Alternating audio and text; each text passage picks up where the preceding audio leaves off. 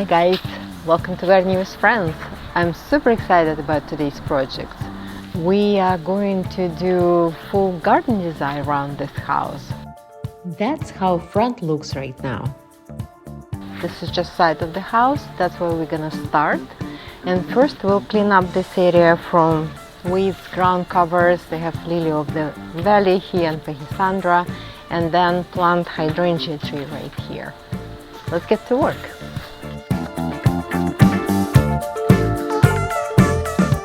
I've been digging here for a while, and so far I got this bag full of horrible roots, very long and strong. Let's just check if there are any more roots in here. Yeah, definitely more. Not easy to get rid of. First wanted to transplant big leaf hydrangeas tucked in behind the huge boxwoods. There is no way they can have enough space to grow. So I cleaned up some ivy here and made some space along driveway. The root system is extensive, but let's see if they survive. I really hope that transplanted hydrangeas will take and we have a very nice hedge. And now I'm ready to plant this beautiful pinky winky pinnacle hydrangea tree. I was hoping I can plant this tree just in between the windows, but I'm gonna compromise it a little bit to center it between existing boxwoods.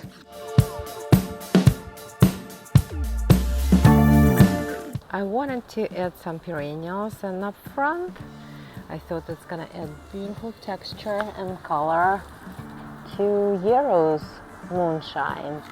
And on the back, on this side, pink Japanese anemone, and on the other side, white Japanese anemone. Both these varieties are tall and gonna create beautiful backdrop. Also, we unearthed irrigation line here, luckily intact. We're just gonna plant. We got everything in: hydrangea tree, 2 yarrows, and also Japanese anemones on both sides of the tree. This place gets a bit more sun, so I hope they all will do well. And now moving to the front of the house. And it's quite shaded area, a bunch of trees right here, so we had to deal with that and had quite limited choice in plants what we can plant here. So we selected for here Cephalotaxus, Japanese maple, and camellia. Hopefully it will grow in our zone 6B. It's supposed to be really cold resistant. And we have a kind of symmetrical layout for both sides, and it's going to be our anchoring pieces. And of course we will fill it with shade-loving perennials. Fall is ideal time for planting because cooler temperatures and still warm soil encourage robust root development to start out strong in the spring. Also, you can find great bargain at the end of the season. All anchoring plants are in place, and I think they will provide beautiful texture and color all year round. I'm also adding rhododendron with unusual light yellow flowers. And now the other side of the house. As it happens quite often, right in a spot where we were planning to plant Japanese maple, there is a very extensive root system. It's like multiple roots. So let's see if I'll be able to tackle it. Why would I do all that? Yes, I can potentially move this maple, then it's not going to be not symmetrical in the house, and then it will look awkward. So I'll give it some more trial. Gardening turns into extreme gardening. Okay, I'm just really hoping that extreme gardening is done for this project, and now I can safely plant Japanese maple in this place as designed. I was able to create similar layout on the other side of the house. I also added a couple of upright yews in front of the house, as they can take shade and add nice texture.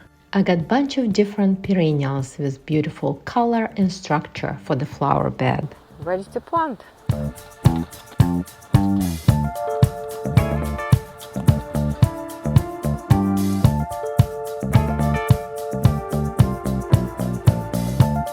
You noticed I always use Brighten starter to help plants to establish and some sort of enriched soil as well. Planting is done and I really like how it turned out. Some of the plants, like this Brunera, are tiny, but hopefully they will grow and light up the garden with pretty color and attractive shape.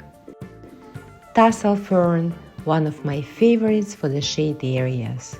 Aurelia is a tropical-looking golden beauty with bright golden leaves. It's windy.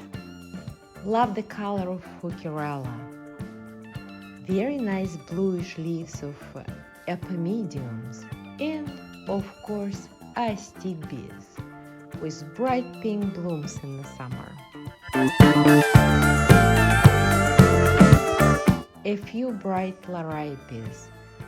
I like the wave of them. Christmas fern. Repeat of Fucurella. Another Christmas fern.